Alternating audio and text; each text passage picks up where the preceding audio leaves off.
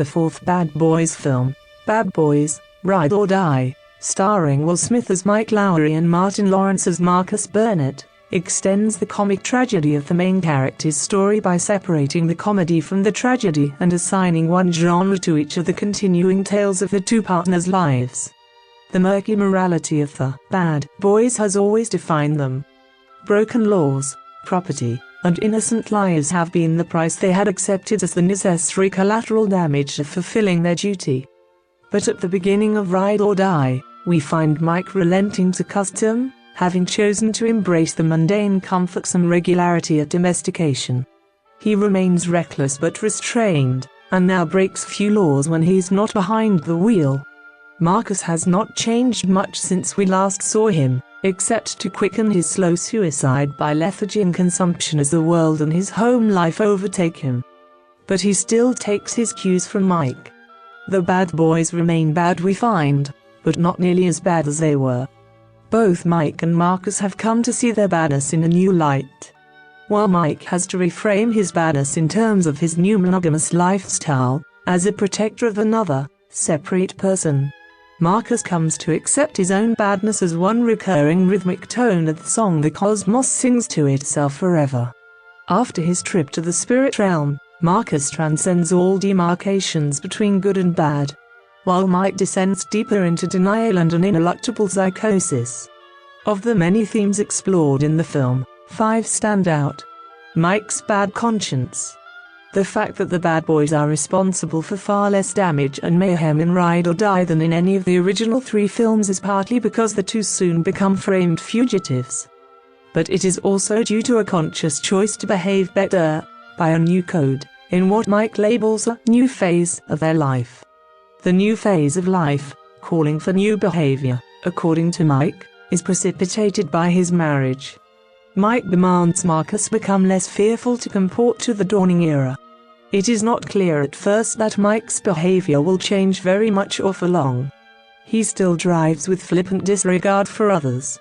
And although he does show some restraint on the way to his wedding by merely shooting the perpetrator in the leg, he leaves him behind for beat cops to deal with the paperwork.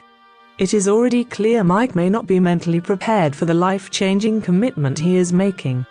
His friends mention getting therapy to him when they get a chance. They seem to sense his desperation and confusion.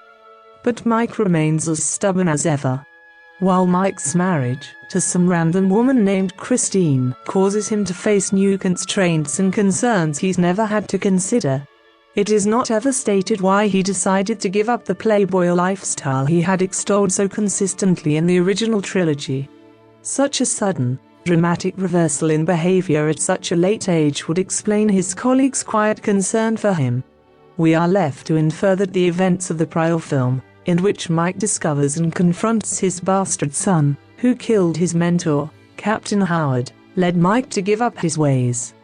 By the end of that film, Mike's worldview had begun to crumble as he learned to question the providential moral order of the universe he had always presumed, in which he was specially favored and justified in his choices. Due to his narcissism, he now assumes that because he's not especially blessed, he must be cursed. This belief seems to dissolve Mike's sense of agency, but also assuages his sense of guilt. Mike seems to have given in to custom because part of him gave up and lost faith in himself when he began to doubt that he was righteous and the beloved of the gods. He hopes to replace his busted moral narrative with another moral structure and purpose, and also to redeem himself somehow by becoming respectable and embracing normalcy as a regular person. Or, as Mike puts it, he has finally grown up. Mike is still good at deluding himself. He even trusts and votes for politicians. He seems convinced that he can live by the traditional mores he has always shunned. As soon as he is wed, Mike begins to dream about his wife in danger. While he can no longer believe God favors him, Mike now begins to suspect God is against him and will take his wife from him. You always take whoever I love. He becomes overwhelmed by the unforeseen dangers to which he has become more exposed by settling down. While Marcus has long had to cope with the vulnerabilities and burdens of having a family, Mike has always had the luxury of caring only for himself. Marriage has only made him feel in even less control over the world he now sees as governed by a malevolent god of chaos. The fear soon overtakes him, leaving him paralyzed in the field when Marcus needs him most. By the end of the film, due to his growing cowardice, Mike has become a liability anytime shots are fired. Mike, the instigator and more enthusiastically bad of the Bad Boys, now insists on redefining the very meaning of their moniker to align with his new, more conventional ethos. Not bad meaning bad, but bad meaning good! For the first time in his life, Mike feels the need to suppress his badness, his taste for wanton violence and predilection to ignore all laws and decency to defeat his enemies, so that he can feel safe in his new phase of life. He is ashamed even to sing the Palmer's theme song anymore. Although they remain well known to the city as Bad Boys, they now insist to each other that there is no longer any ambiguity in their meaning. By bad, they mean the opposite. They are actually good boys. And they try to abide by their new definition of their descriptor. Instead of heedlessly initiating shootouts in crowded clubs and car chases on busy streets as in the trilogy, we now see our heroes engaging in the legitimate investigative police work and research that they had regularly delegated to a tech or ex-con in the past. When the Bad Boys become fugitives, they get a taste of their own medicine as even worse boys, and they hunt them down with all the same disdain for law and procedure that they had, and through the same illegal methods that they had pioneered. They don't enjoy being on the receiving end of their own aggressive and extreme tactics and are out of their depths when on the run. It is up to Mike's son, Armando, to teach them that, out here, there are rules. Mike and Marcus no longer have the privilege or immunity of executive power to abuse. They must get by on their meager wits alone. Luckily, Armando guides and teaches them the basic civilian rules of ordinary morality the rest of us take for granted. He also teaches them to break those rules, but now only out of necessity, for survival, rather than thrills. Mike apologizes to his son for cursing him and his mother. His son replies that he's not especially cursed. Badness happens to everyone. Mike finds no comfort in these words. You know it was about you. His belief in his cursedness is one of the last shards of his old sense of specialness. He still cannot fully accept his own ordinariness. When Mike tells his son not to follow his own bad ways, but instead, to be good, Armando shares his final teaching: it's not up to Mike how or what Armando does. This is not just because Mike was not a real father to him before and after he imprisoned him. Mike also must process and deal with the fact that he has no actual control over his life or anyone in it, the truth of which Mike's realization induces a spate of debilitating panic attacks. The end of the film makes clear that Mike cannot function while reformed. Growing up and embracing mundane moral responsibilities so suddenly after so long has broken him. The partners are only able to survive the final shootout because Marcus begins hitting him, telling him that doing bad does not make him bad, and insisting that Mike detach from his foresight, forget his human concerns, and tap into his inner donkey and wolf, that is, his old hard-headed ferociousness. This works in the moment, after Mike's mind shatters, and he imagines Captain Howard telling him he's not at fault for anything, as if that were the reason for his paralyzing primal fear. The narcissist forgives himself in his mind, but even this delusion does not work at first and is not likely to last. For unlike Marcus's out-of-body after-death experience, Mike the shallow materialist cannot attribute his vision of Howard to anything but a panic-induced hallucination. His is not life-changing, because he is constitutionally unable to see Howard as a ghost, or any experience as divine or a supernatural sign of special grace. Deep down, Mike still believes he is irreversibly bad and cursed due to his past deeds, no matter what phantasms he dreams up to fool himself. He can only function as a husband by prizing his wife over everything else and repressing his inborn bad bestial side. But he cannot function as a reliable partner when he is not a carefree, nasty Mike, or bad wolf. Marcus's transmogrification. In contrast to the tragedy of Mike's loss of himself and likely his career, Marcus's drastic and sudden change in character and outlook, from a sad, scared, unserious man eating himself to death, into a natural leader and eternally recurring chosen prophet with a purpose, is presented as high comedy. At the beginning of the film, we find Marcus with greater fear and less self-control than ever before.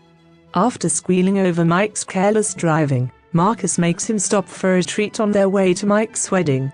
Marcus's spiraling descent into anxiety-fueled gluttony has only accelerated.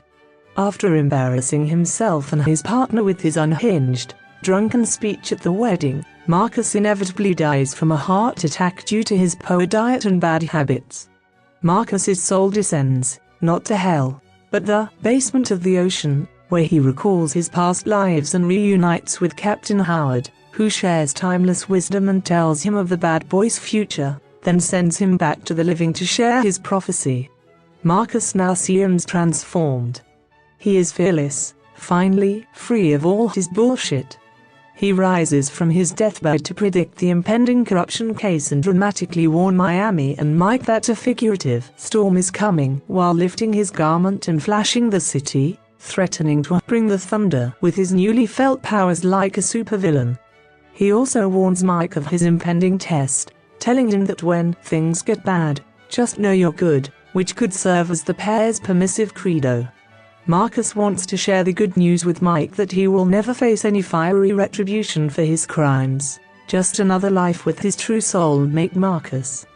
But none of this registers with Mike, who is already realizing that his domestication cannot erase the bad things he did, and who has never thought much about death until recently, much less the afterlife.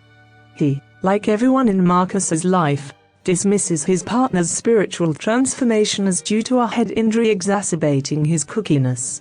Even when Marcus's prophecy is fulfilled, Mike remains unfazed. He does not grasp its significance, or even seem to be aware. He is incapable of ever seeing Marcus as anything but a fool. Marcus has known Mike long enough to not be too bothered by all of this.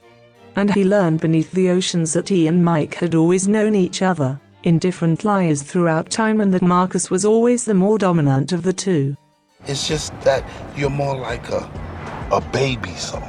This revelation in particular contributes to Marcus's newfound assertive and bold behavior. I don't give a fuck! He takes the lead, while Mike freezes up and has to be urged and prodded to follow.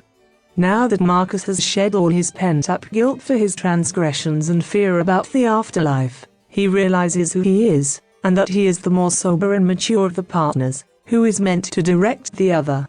He now sees that their relationship's dysfunction largely stemmed from their unnatural dynamic that has allowed Mike's spirited impulsiveness to steer the two toward excess and carnage. Marcus has been complicit, and often an eager participant in their off-the-books behavior. But he now seems able and willing to take charge and rein in these reckless tendencies.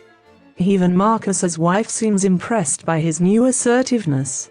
For the first time in any of the films, she shows him genuine respect and affection when he defies her. I love you, Marcus. She even tries, in vain, to save his life by hiding his snacks. Marcus's religious experience, seeing all of history and glimpses of the future, has gone to his head. He becomes foolhardy and ineffective in action. He believes not only that he is cosmically protected from death, but that he can also command the world and creatures around him.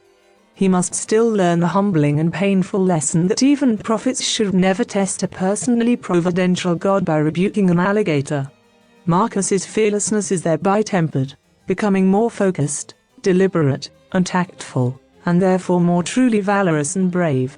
The new Marcus's courage becomes more grounded and prudent than the blind, incautious bravado displayed by the old Mike. The reversal is complete by the end. Marcus has gained all of the bold confidence and swagger Mike has lost, absent the obstinance and vainglory.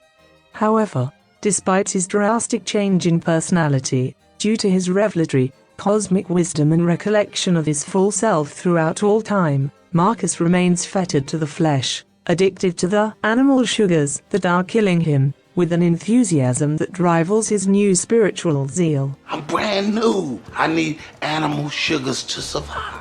As he sees it, because he is all new, he requires meats and sweets to flourish on a higher psychic plane. He must sacrifice his health for the sake of fueling a heightened state of consciousness. His afterworld epiphany has only detached him further from physical necessity and concerns. Self-restraint is not even a consideration for him at this point. He tries to bribe Mike to buy him candy when he could do it himself and stops to savor jelly beans and red punch in the middle of shootout. Part of Marcus seems to want to be back in the serene, loving embrace of the afterlife with Captain Howard. His subconscious drive to escape this world has only been strengthened, but now spurred by hope rather than dread. Due to his declining health, it's not clear how much longer Marcus has to live his freshly meaningful and fulfilling life at this rate. But, unlike Mike, his story at least gets a happy ending. Operational Blowback. The plot of Bad Boys Ride or Die is brought about by the festering corruption in the Miami Police Department to which the Bad Boys had contributed with their sloppy, renegade ways and excessively deadly precedents of prerogative. Because he was always busy dealing with the fallout from the Bad Boys' rash actions, Captain Howard had neglected and mismanaged a shipment of cocaine that Mike and Marcus had seized in a bust. Those drugs were sold to the cartels by a group of cops with the same disregard for laws and public safety that Mike and Marcus had, but used their sociopathy to pursue profit rather than glory. The corrupt system in which the partners have thrived now turns on them, framing them and Captain Howard. When they go on the run, all the manpower, resources, and technology of the dirty police department that the Bad Boys once had at their disposal are now turned against them. Even corrupt, vindictive and petty officials from the FBI and US Marshals are brought in to hunt them down, referencing how high the executive decay actually extends. Symbolically, the detectives search for the storage unit Captain Howard had secured from the ecstasy case in Bad Boys 2 and are never shown finding it. You're gonna have to finish what I couldn't. Please. Please, boys. You're my last hope. They are unable to redeem themselves by following Howard's final directive, just as he feared, or ever confront the detritus of their destructive pasts. The most calamitous event in the film occurs because Captain Howard thought the Bad Boys were too dumb and dangerous to include them in his discreet internal investigation, when the partners' bumbling inquiry into their enemy leads the enemy to them, causing the inadvertent death of one of Miami's greatest minds and Captain Howard's best friend. The Bad Boys scarcely note this loss of one of their few remaining allies, a good man of renowned intellect and virtue, far superior to themselves, whom they had long abused and soon forget. When they re-enter Miami, the past victims of their criminal behavior emerge to avenge themselves.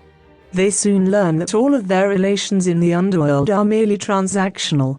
So the Bad Boys have no protection when they have no official powers to abuse. The suggestion that Mike and Marcus are suffering a fitting retribution for their past crimes is reinforced when Mike's torture victim from the last film joins the efforts of the long-menaced and aggrieved Miami community's collective efforts to avenge themselves and collect the corrupt cops' bounty on the detectives' heads. The leading antagonist of the rogue gang of cops is himself a soulless, amoral victim of torture at the hands of Mike's son's cartel, mirroring the darkest aspects of the detective's sordid past. All of this reminds the audience that there are very real long-term repercussions to our vicious actions, just as the US empire's many illicit wars and operations have only spawned more enmity against it around the globe. Friendship. Due to their many shared dark secrets and years of experience in dealing with each other, Mike and Marcus's friendship is as strong as it could be. However, some tensions and cracks remain. When Marcus toasts Mike and his bride, he bears some of his lingering resentment over Mike's betrayal in Bad Boys 2. The two friends still harbor grievances, but have maintained their emotional distance. Marcus has always been the one to transgress the social boundaries Mike draws, in clumsy attempts to grow closer as friends. This inclination is aggravated by Marcus's journey to the underworld, where he had experienced what he calls full-body love, but outside of his actual body, as a soul that he says is dickless. Mike rejects Marcus's overtures outright at this point. Mike cannot ascend to the next level of friendship with Mike, because he thinks only sex can provide greater intimacy. See, Mike, you stuck in the physical. He cut himself off from the spiritual realm long ago, perhaps after he broke up with the Bruja who birthed Armando. His own soul is erotic and endowed, he insists. All he knows is the visible, palpable world and the striving, mortal spark within him. He will never be able to accept Marcus's new detached, mystical guru mindset. Marcus is consoled by his epiphany while brain dead that Mike and he are linked together through all time. His new, cosmic perspective allows him to accept Mike, even with all his flaws.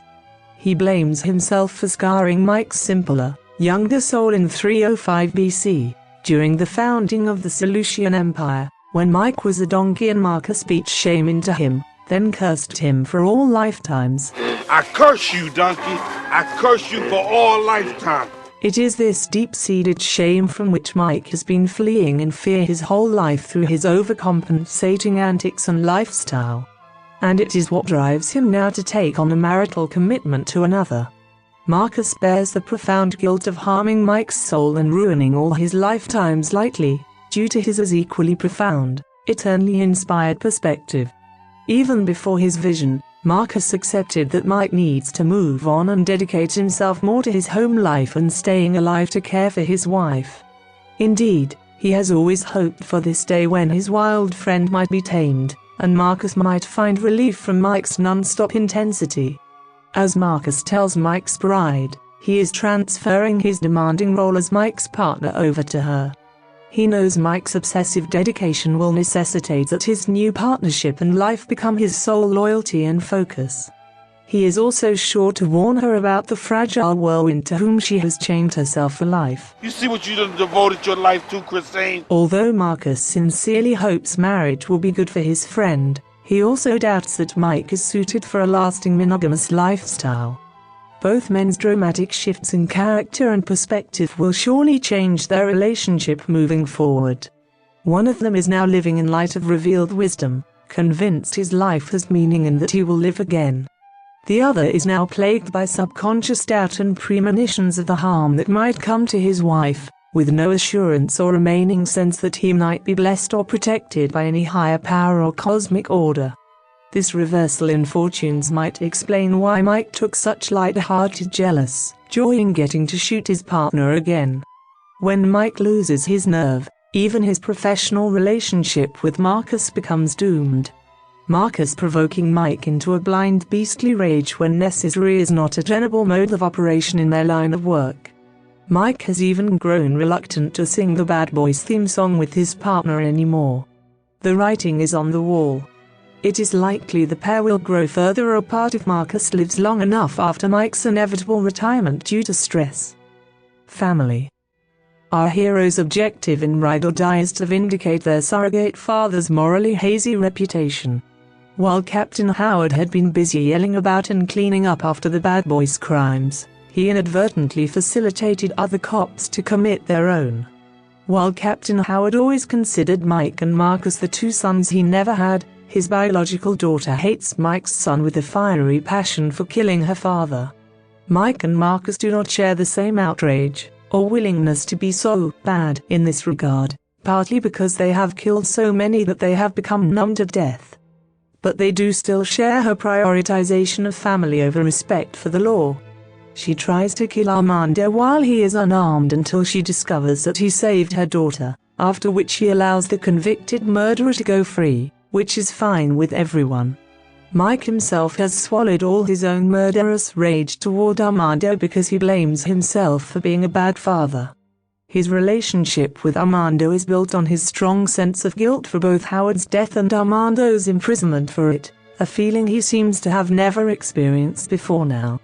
And yet, even as he blames himself for letting his son become bad, Mike continues to neglect Armando, allowing him to suffer in prison, forgetting the promise he made to look out for him in the last film. I'm still working on that. He only ever contacts his living son so he can clear the dead captain's name. Mike wants to think he has grown up to embrace responsibility. But he is still running from it. Even Marcus finds it difficult to call Mike a real father or Armando his son. Mike's only paternal instinct is to avoid looking soft in front of his son. He is unable to foster any sort of fatherly rapport with Armando or gain his respect. Instead, Their relationship is inverted, his son forced to lead him in conversation, on the ground, and even in the air. Marcus, who himself is no model of respectable or competent fatherhood, admits Mike is to blame for making Armando into a cold-blooded killer. But he maintains, on behalf of all inept and negligent fathers, that Mike is still solid. Yet Mike needs Marcus's encouragement even to address his son and apologize. Armando rejects Mike's guilt so that he does not have to accept his apology. He denies that Mike is particularly bad or especially hurt. Everyone harms and suffers. Armando makes it clear that he has no connection to or feeling for his father, even through his curse. Armando rejects any inheritance and denies Mike any legacy, good or bad. He will define his own good and bad and may or may not ever even be a bad boy like his father. But Mike has no say and will never know. Armando wants nothing to do with him. Mike claims to have loved Armando's mother even though he mistakenly sold her out. Armando remains unconvinced. He knows Mike is as heartless and incapable of love as he. But he also knows his father will go on lying about it, even to himself. Mike wants to devote himself wholly to his wife and their life together with no baggage or distractions. In the end, he lets Armando go his own way. Caring about even one person is hard enough for him. Armando finds this arrangement agreeable. He already had low expectations of his father and knows Mike has already moved on. Armando says that his own life is now worth nothing. Marcus's ancient curse on Mike produced not just through life cycles, but is also passed on to his progeny, whether Armando believes it or not. Mike is determined to turn the page and be a new man. A family man, like Marcus. He and his wife claim to love each other but rarely converse. She herself admits in her wedding vows that physical attraction is 90% of the reason they are marrying. The other 10% would seem to be the fire she says she sees in him and that she wants to fan. She likes Mike's fearless spiritedness. But this is what Mike seems to lose in the course of the film, as he realizes the gravity of the responsibilities and worries to which he has yoked himself. If Mike cannot overcome his fears, and his flame is smothered, will she still be able to love him 100%? Will physical attraction be enough over time? We are given a few indications that Mike might not be any better a husband than he's a father. Marcus himself recognizes the old, naughty, raffish Mike peeking through his new cleaned-up public image when he seems intrigued by an offer from Tabitha at Ponies. I need you to eat this pussy. The only reason Mike is not marrying Rita, who killed Mike's only other love, Armando's mother, is that she got married before he reformed. But at the end of the film, Rita kills her corrupt husband. There is a strong chance that if he doesn't retire, Mike will destroy his own marriage in a future dalliance with his boss. Either way, the fact that Mike will have to bifurcate himself into the working, nasty Mike and the off-the-clock, housebroken, kept Mike will eventually lead to psychic whiplash and exhaustion. While Marcus's journey in Ride or Die is a positive religious turning that improves him and those around him, Mike's newfound conversion to a dedicated husband, married to the Christ figure, his savior Christine, shows how a religious-like faith in and devotion to invisible abstract ideas like love can also stifle life and alienate us from what can seem to become a wicked and scary real world. At best, Christine, like the church, will comfort the sinner, Mike, while rekindling and directing his passion for the sake of more ethereal ideals. Regardless, Mike's fears, and refusal to grapple with them, will leave him no choice but to retire or get a desk job. With Mike absorbed in the comforts and anxieties of his new life, Marcus finally manages to turn his attention to his family's future, and away from Mike and their partnership. Marcus wins back some love and respect of his wife and family through his newfound cheerful manliness. His new spirituality and positive attitude helps Marcus learn to see his son-in-law, Reggie, in a new light.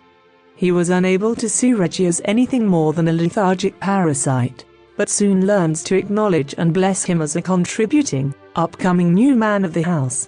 That's my boy! Worthy of eating Marcus's precious snacks and using his grill after Reggie displays his prowess for mass killing. Me snacks is your snacks, Reggie! Unlike Mike, Marcus seems to have secured a hopeful legacy for himself and his family.